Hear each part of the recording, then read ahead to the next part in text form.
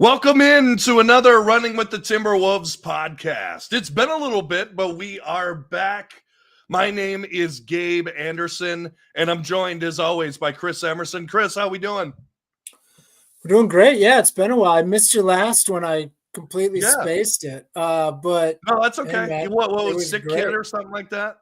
Nah, I think he was sick, and I just had a lot on my plate. Just forgot. Yeah, it happens. It happens. But we had a great conversation. You can go and check out that video on our page. We had a great conversation, and it was just great to have Charlie on the podcast. I've been wanting to have Charlie Walton from Canis Hoopus and Zone Coverage, mainly of Zone Coverage, is what he told me is what he's writing the most for. But yeah, no, he had some great insight and I don't know if you saw this, but he told a great story of how he actually slid into Kevin Garnett's DMs. I love it. He told a story where, and you can check it out. We have a short on our YouTube channel as well. But he basically said that around the time that A-Rod and Lori were basically around the time where they were getting in the mix or were going to buy it from Glenn, he posted just the story. He just posted the story. He didn't post anything like, Garnett, you got to get in on this. And right. he posted the story and went at Kevin Garnett. And Kevin Garnett responded him in his DMs and said, never. Interesting. But that might be a red herring because it sounds like he's interested at this point as well. So right. So anyway, let's get into it. We got to talk about your boy, Jaden McDaniels, who's just been absolutely fantastic these last couple months. He's been great. His last 10 games, and this is interesting because this will bring up a conversation me and my dad were actually having. From 3 in his last 10 games, he's shooting 28.6%. So horrible. Below his career average. He's been bad. But from 2-pointers, he's shooting 60% from the field in his last 10 games. So I wonder, even though he was dubbed as a 3-and-D guy, maybe that's not his speed. Maybe his go-to is taking the toughest shots. And where my dad comes into this, we were watching the game against the Charlotte Hornets, and he was saying Jaden just takes the toughest shots and they go in. The harder the shots, the more likely it is to go in for Jaden McDaniels, and I think he's 100% right. It's been like that almost his whole career too, which is crazy. All those difficult shots around the rim, he tends to hit. Jaden is a real interesting guy right now. And you talk about how he's been hot. And a lot of people in the media like to point out, since Julius Randle has went down, here's his numbers. He's averaging whatever. Mm-hmm. And I think a lot of that is fictitious. And I think a lot of that is people trying to form a narrative. Because like the last 5 games before Rudy went down, when Randle was out, he scored 12 points, 30 points versus Portland when we didn't have Anthony Edwards, didn't have Dante, didn't have Randall. So we had really nobody. And Portland was, Portland's Portland. So take that point game out, but he scored 12 points, 10 points, and 10 points. So basically he was staying at his career average. And then Rudy goes down. And Jaden moves to what I don't know if anyone else has noticed this, but Jaden is playing, in my opinion, the 5 for us. He sets picks. Everything he's doing is in the paint. He's pick and rolling. He's passing up threes to attack the closeout. Getting tip-ins, rebounding better. But since Rudy went down, he's averaging 20 points a game. In the 9 games since he's went down, it's been 21, 21, 17, 27, 15, 20, 13, 17, and 29. This is for a guy who's averaged 10 his whole career for 300 games. So that's what's really been the jump, is him playing the big, him playing the power forward, him not playing with two bigs, him playing with only one other big, so either power forward or center. And like you said, he's passing up on threes. You said his 3-point percentage is up to 29%. For a long stretch of that, when he was playing well, his 3-point percentage was 15%. I mean, he was absolutely god awful. And he's still one of the worst corner 3-pointer shooters in the entire NBA. So, I mean, when on volume, anyone that shoots over 2 a game, he's second worst in the NBA. So what he's doing is interesting. Like you said, he's passing up wide open threes because he is wide open on his threes to attack and hit these mid-range contested shots. And all science, all analytics says that's the worst shot in the NBA is the mid-range shot. So it's like, it's really interesting. Do you believe is he going to be the best mid-range shooter in the NBA all of a sudden? Because if he is, then this is going to continue and be effective. Right. If he's not, which, most logic is going to say he's not going to be better than Kevin Durant at mid-range shooting. He needs to stop. Here, hold on one second. I don't know. I don't mind it because don't do that. The argument for Jaden McDaniels to be taking a ton of 2-pointers and tough 2-pointers as it is it feels like that almost catapults him to get energized on defense and energized. It seems like the more active he can be on offense, it seems like the better he plays overall. Because if he's just taking threes and missing them, I feel like his confidence goes down and he's not able to be as aggressive or be as active in a game. I feel like he gets down on himself, as we've seen in the past. I mean, punching the wall, that was an example. Yeah. But I feel like I don't mind it.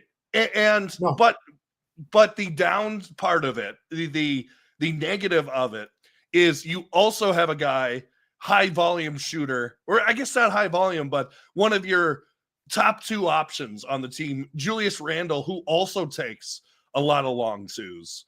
And I feel like that was the problem, for example, like with the Chicago Bulls. And I guess now with the Sacramento Kings is where your top 2 players are long 2 artists and like DeMar DeRozan and guys like Zach LaVine. So I don't know. In the same area.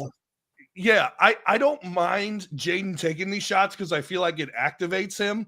But at the same time, I get where you're coming from. He needs to be better from behind the 3-point arc. Well, and here's the thing. I don't know if he does need to be better because I think he's a center. So I'm going to tell you, Jaden McDaniels is not a small forward. He's 7 feet tall.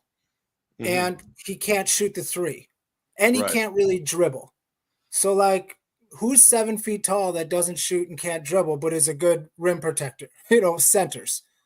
He's good on the pick and roll. He's good on one dribble finishes. He's great above the rim. Uses athleticism around the rim. And lately, we've been playing him off the ball since Clark has stepped in to be pretty much our lead defender on, on lead attackers, like the point of attack guy. We've taken Jaden off that for the most part. And there's been games when, like in the Lakers game, he started guarding Hayes, the center. That was who he was designed to defend, and that's who was defending him. So he was defensively playing center and offensively. Like, I think teams are looking at him as a center, even the opposing teams. Charlotte guarded him with Mark Williams. There was games that he could have easily slipped on Luka or LeBron, but he didn't. He was playing defense versus a center. And what that does is it lets Jaden be impactful in passing lanes, lets him be impactful at the rim on help defense. It makes him make these huge splash plays where you see him getting steals now and blocks, and turnovers.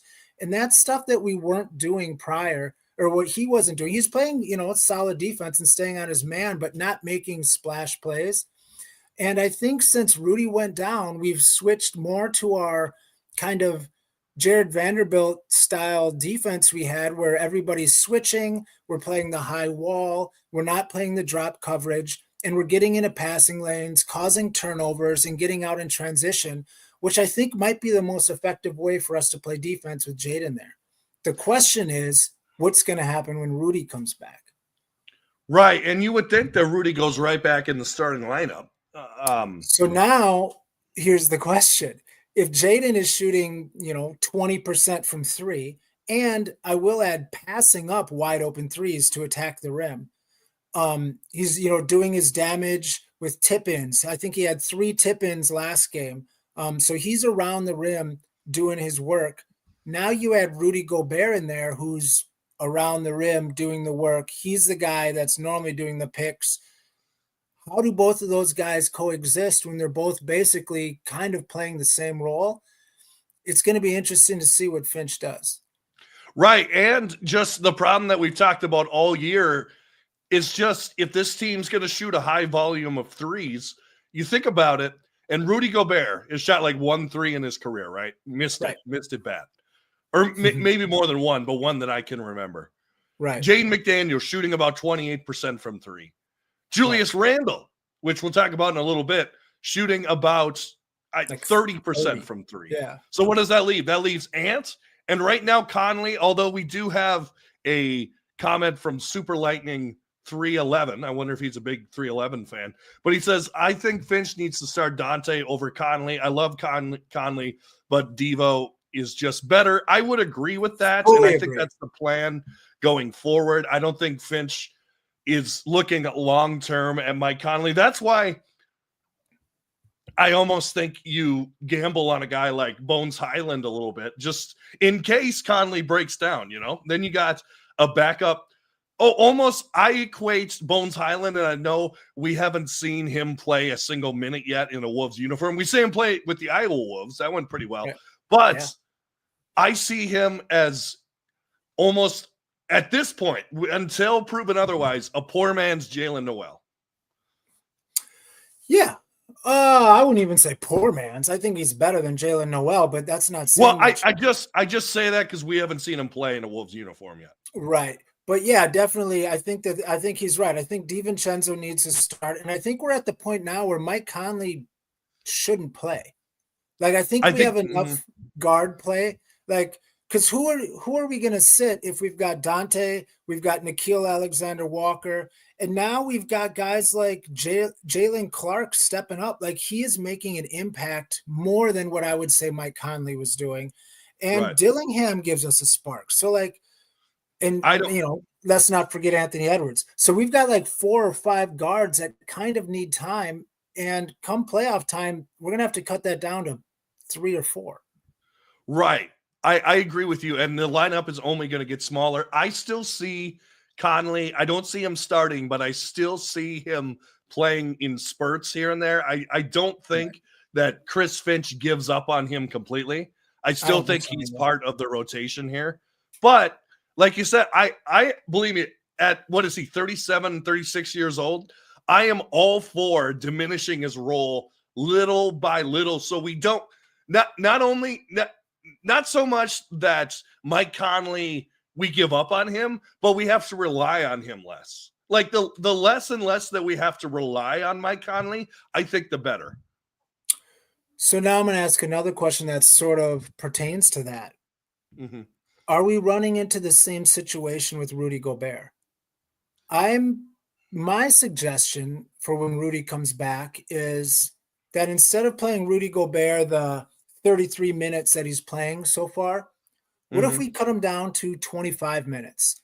And instead of him being this big minute log guy, we give some of those minutes to Jaden at the center spot, or however you want to say. If you want to say Nas is a center, you can, or whatever in that lineup. But Nas is hanging out at the 3-point line the whole time, and Jaden's, in the dunker spot, or flashing to the cup. However you want to say it, but take that away from Rudy a bit and let Rudy come in and just give you max energy, like nonstop, again, Jared Vanderbilt type aggression for shorter spurts where he can be dominant opposed to just being good for 33 minutes, he can be dominant for 25. I like And, that. and I think something like that might need to happen. And I don't think it's a bad thing or a knock on Rudy, but it's like you can be super effective in these short stints. And then that gives us time to, play that high wall scramble defense that we've been getting these turnovers and getting out in fast break. And then we're not so reliant on, our half court offense, which tends to bog down with Anthony Edwards, playing ISO ball or even Julius Randle doing ISO ball. Yeah, absolutely. And I agree with you. And I don't know. I don't see how at this point you could take Naz Reid out of the starting lineup. I don't know. I don't see how that's possible. Now, obviously, he's great as the sixth man of the year, yada yada Right. yada. But I don't see how you can do it and sell it to this fan base. Could I see Rudy coming out of the starting lineup? And here's the thing. I think like we talked about with Mike Conley at the beginning of the year, I don't think Rudy is going to pout or be completely mad at being taken out of the starting lineup, because I think he's a guy that is looking at his career. He had a great run in Utah, 4 DPOYs. I guess he had one here, so but 3 DPOYs and 1 here. I think, excuse me, that if he really thought about it, I think that he's looking at Naz Reid and being like, I need to go to the bench for the good of the team. I would rather go to the second, or I would rather win a championship than go to the second round of the playoffs and lose. Like, I don't know. What I'm saying is I don't think that Rudy Gobert, from what I've seen, is a high ego star in the NBA, which is what everyone was worried about Julius Randle if they were to take him on the starting lineup. And I think it's the same, like I was mentioning with Mike Conley. I don't think he would be offended by that, because I don't know. It helps preserve his career. We've seen he's had back spasms for the last how many games? It would help him play with different guys. I don't know. I'm all for it. I just don't see how you can take Naz Reid out of the starting lineup. There's 2 things with that for me. One, I don't think it matters who starts. I think that is a stupid thing to worry about for people. And I think it's mainly a fan thing. Maybe it is something that players care about, but like if you're playing 30 minutes and you're coming off the bench, or you're playing 30 minutes and you start, does it matter? Right. Who's ending the game? Ricky Rubio famously said when D'Lo was starting, he's like, I don't care if I start a game. I want to finish the game. Like that's when you win the games. And I think that's kind of how it might have to be going forward, is we're going to have a mix. But the problem, let's say we do have a starting unit and a bench unit, but in reality, like let's say we start Julius and Naz. One of those guys is going to come out before the other, and then Rudy will come in, and then Rudy will play, with the starters for 5 or 6 minutes, and then some of those will come out, and then, Naz will come back in or whatever. It's a mix, but let's pretend it's just starters and bench. If you have Anthony Edwards, Dante DiVincenzo, Julius Randle, and Naz Reid starting, so those 4, who has the ability to even score the ball other than those guys on our roster? I mean, you're left with nobody. No, I don't know about that. Who? I don't know about that. Nikhil could score a little bit, not on his own, but like you said, like you mix him in with other guys. I think Nikhil can score a little bit there. Conley, I don't want to say off the dribble, but he can hit the 3 every so often. Well, I mean, yeah, things can happen. I'm not saying it'll be 0 points, but that's the beauty of having Naz Reid come in off the bench, or Julius Randle or Dante, anyone coming off the bench, because now you have a guy that can give you a scoring energy when that scoring energy isn't there. So it's going to be fun to see how they mix it. I fully agree that it's going to be hard for them to mess up with what's happening right now. And Rudy is going to definitely change that. But, it's not a terrible problem to have, to add a multi-time All-Star and last year's Defensive Player of the Year. But it's going to be tricky for Finch. And this is, I guess, why he gets paid. And depending on how he does it, it might be, a something about his career going forward, talking about Finch. Right. Yeah. I mean, it's definitely a good problem to have, but it's definitely a problem to have. So let's talk about Julius Randle a little bit. I have a stat here. I posted it on Twitter. By the way, you can follow us at Running with the Timberwolves on Twitter. And Blue Sky will be on Blue Sky soon. I'm still kind of figuring out how that all works, but we will be on that soon.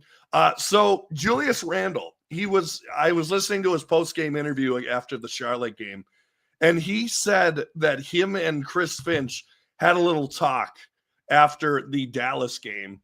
And so I ran the stats, and this is his stats other than the game against Utah where he got hurt. By the way, if you want to add those stats, he went 3 for 7 in about 10 minutes, pretty much irrelevant to what I'm saying. But in the games that he has played, except the game against Utah where he got hurt, since they had that talk with Finch, he's averaged 21.6 points, 7.6 boards, 5.3 assists on 50% shooting, and he's a plus 44.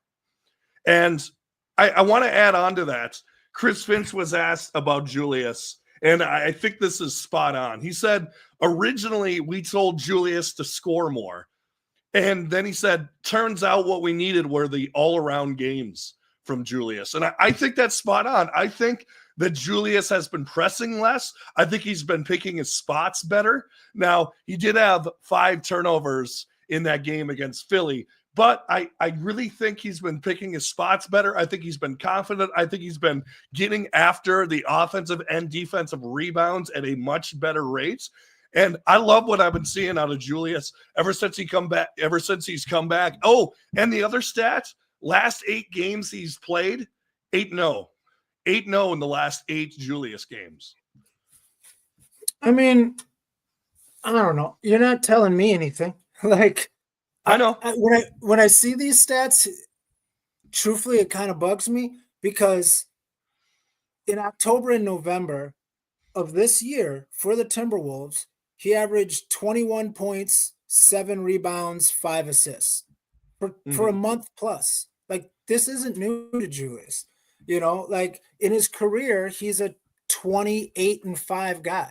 So for him to be going 28-5 for us, not that surprising. Like, right. I just don't. I've never understood the hate for him. I get it. His game isn't aesthetically beautiful, but we saw what his game is last night. Anthony Edwards, when he's willing to get off the ball early, it flowed to Randle. He attacked the middle of the defense. The defense collapsed. He kicks out to shooters. It swings, gets an open shot. He had 5 assists to Jaden last night. Like, that's his game. That's what he does. Right. I think it's going to be more evident in the playoffs how important that is. But no, it's great. I think there's a reason why Julius Randle was, a 2-time all NBA player in the last 3 years. There's a reason he's been a all-star 3 of the last 4 years or something like that. It's because he's really, really good. He led a team with, Eldred Payton and Lewis Bullock or whatever deep into the playoffs with the Knicks. Like, they had nobody other than him, like Nerlens Noel. Like, these were their starters other than, Julius Randle. Like, he can do amazing things on the basketball court. He can be an advantage.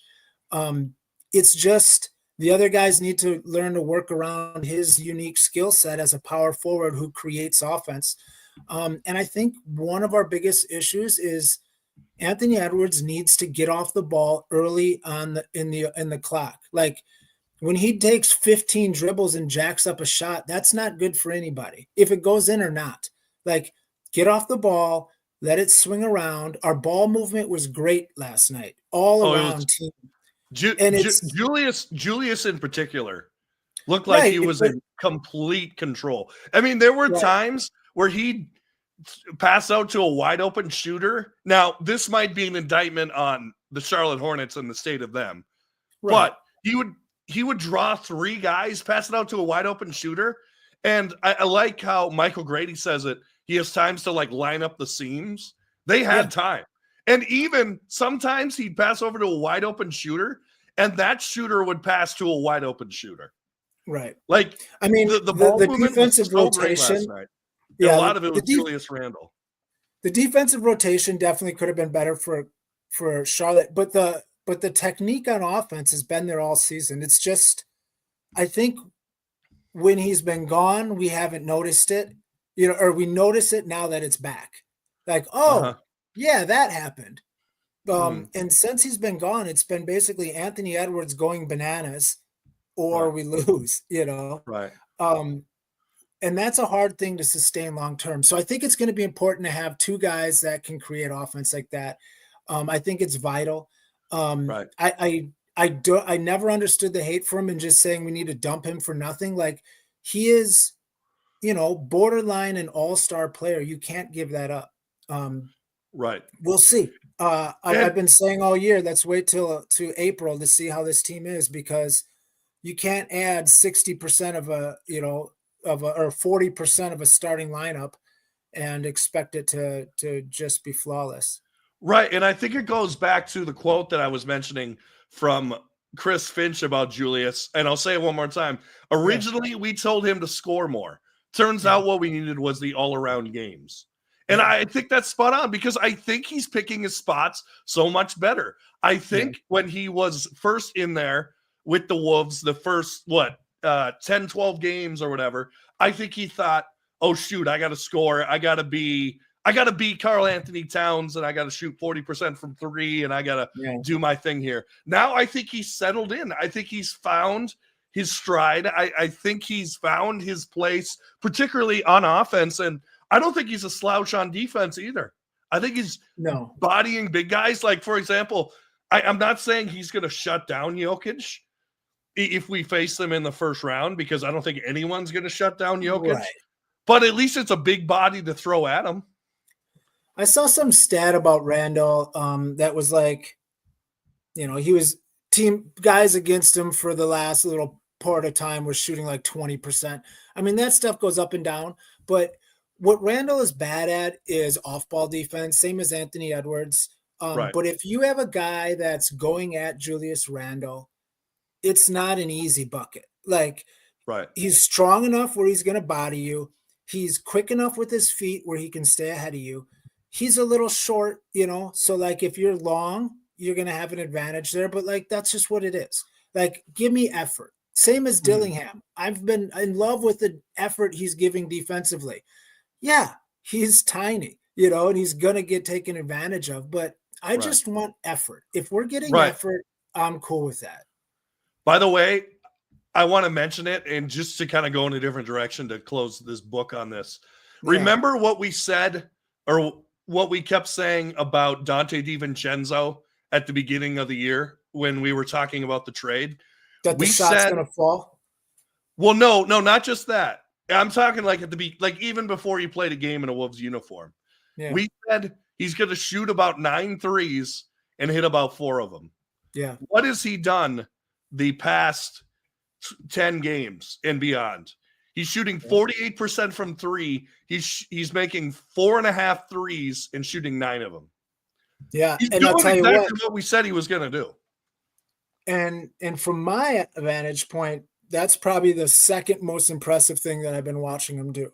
His defense, his hustle, just his anticipation of not only, like we talked about it before, where he makes a pass that maybe you wouldn't think is coming a lot. He's good at that. Like the pass that's not the obvious pass is great, but his anticipation of where the other team is playing, where they're passing the ball to get steals has been elite. Like leaving his guy to get, I mean, he's been all over the place. And I don't know how we could, like the writing guy said, I don't know how we can keep him out of the starting lineup. Because next to Anthony Edwards, we need somebody a little dynamic like that. And it's possible we found the running mate, because those two look like they have fun together. Oh, absolutely. Plus, I mean, how awesome was that offensive rebound to kick out to spin around 35-foot 3, right? To go up 23, which they got it within 10 after that, which I started if it wasn't Charlotte, I would have got a little more worried in that game, but it was Charlotte. So I'm like, yeah, They're not coming back. But I feel for the fans in Charlotte. Yeah, that's a tough one. Unless they get Cooper flagged, then it's all worth it. Cooper, Maybe. I don't know. I feel like not this isn't the running with the horn or what the buzzing with the Hornets. I don't know. Right. But it feels like LaMelo. I'm not saying he's not a good player. He's a great player. He's fun to watch, but I feel like he's checked out. I feel like he's checked out of Charlotte. I feel like he's done with that franchise. It just, even some of the shots he takes. Now, I know he can make some of them, but some of them are just so nonchalant. Like he's just, like, you like to say it a lot, but I feel like Charlotte has a ton of shot chuckers at this point. I mean, unfortunately, they've got Brandon Miller, who was a second pick, and that dude's a stud. And then, a 20-point-a-game scorer, he goes down for them. Right. And then they had Terrence Mann, who was like the number one guy for Sixth Man of the Year until he got hurt. He was scoring about 20 a game. So, like, losing all that talent it's got to just rip your heart out when you've never been winning and you finally get some guys to help you and then they get hurt. Like, partially I feel for LaMelo Ball, but partially it's his own fault too. Just dumb shoes. Yeah, his shoes are terrible. Yeah.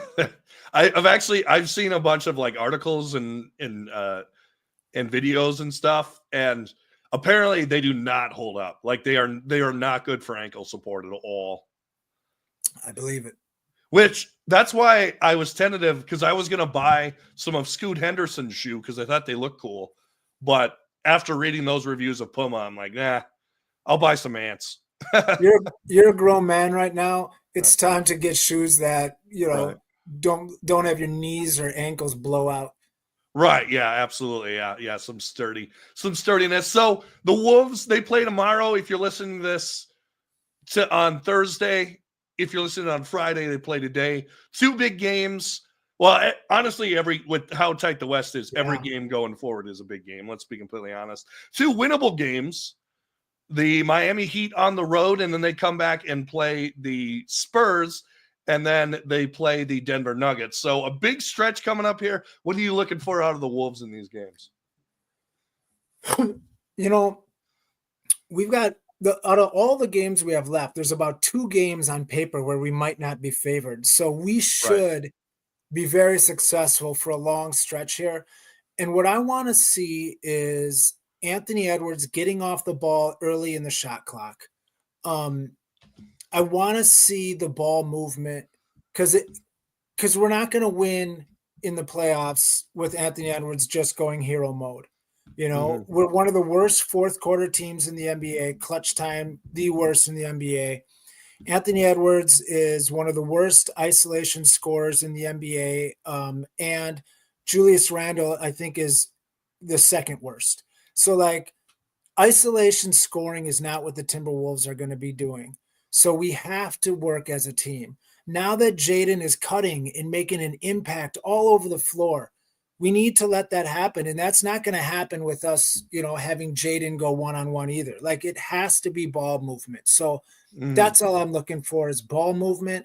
And then once Rudy comes back, I'm really interested to see how Finch puts these lineups together. If he's going to play Jaden alongside 2 other bigs, and if he does, is Jaden going to be down in the post? Is he going to be hanging around the 3-point line where he was so unsuccessful for most of the season? It's just, there's a lot going on right now at this time of the season. Like, this late in the season, there's still a lot of questions. So it's going to be fun watching. I just can't wait. Yeah, absolutely. This is the Running with the Timberwolves podcast on the Believe Sports Network. Chris, thanks so much for being here. Man, I'm glad I can make another one. Absolutely. And make sure to like, share, and subscribe on YouTube, and give us a 5-star rating on Spotify and or Apple. Check us out on Twitter. We also do short form content on TikTok as well. We're all over the place. Just search for Running with the Timberwolves. And as always, go Wolves.